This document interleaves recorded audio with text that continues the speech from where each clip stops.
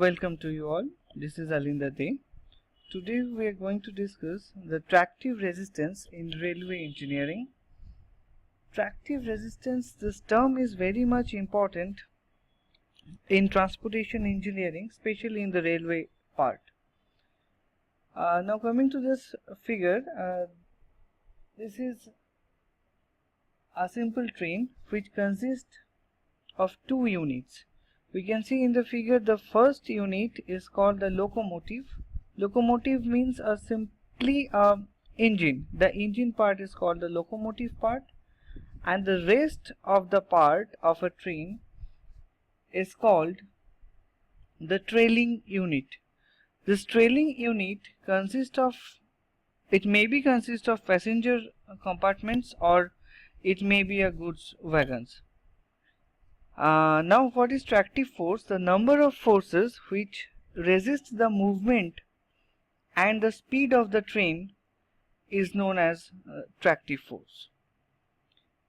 Now we are going to the various types of the tractive force which are acting on a train and which is affecting the movement and the speed of this train.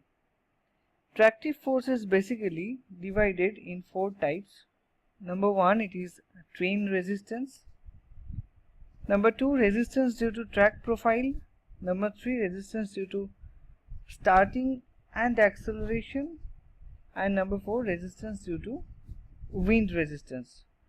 So in this discussion we will learn some formulas of all these types of tractive resistance, and finally we are going to calculate the overall tractive resistance which is acting on a moving train.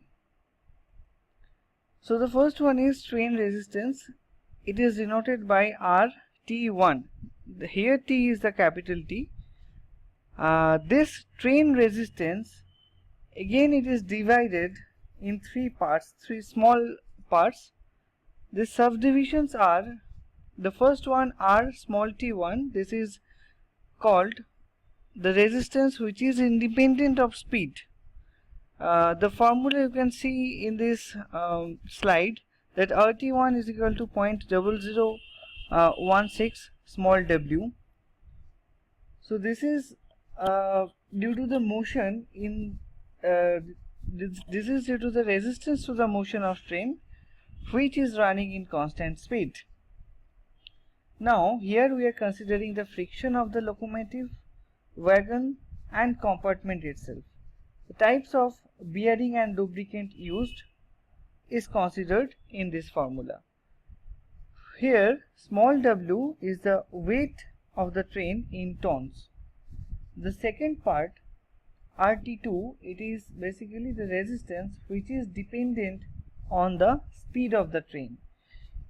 The reason behind this resistance is track irregularities.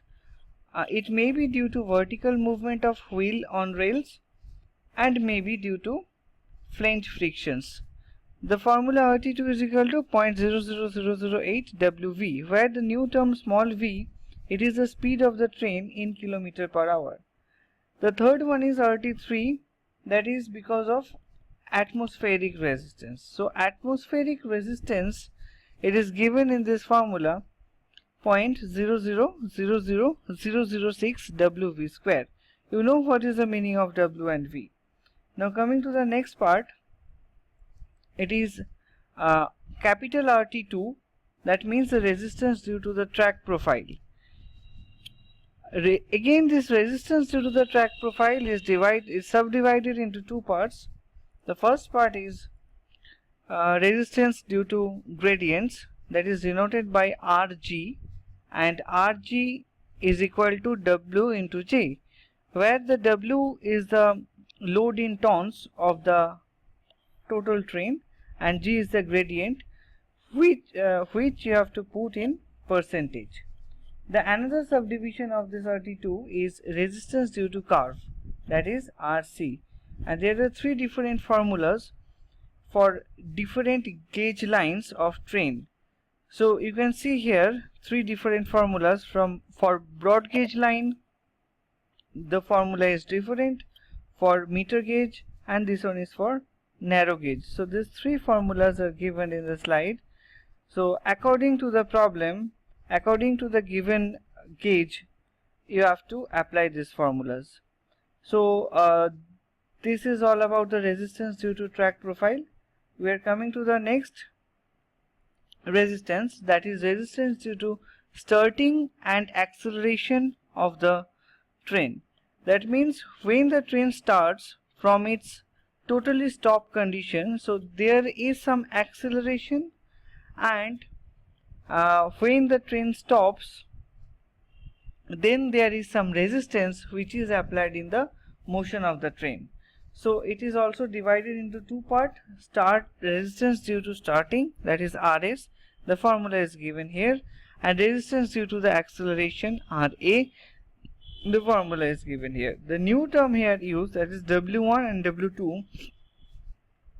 W1 is the weight of the locomotive in tons and W2 is the weight of the vehicle in tons. The terms V1, V2 in the second formula, V1 is the speed at the beginning of the acceleration in kilometer per hour, and V2 is the speed at the end of the acceleration in kilometer per hour. A is the acceleration, you can easily understand, and T is the time taken in seconds during acceleration for achieving the speed from V2 to V1.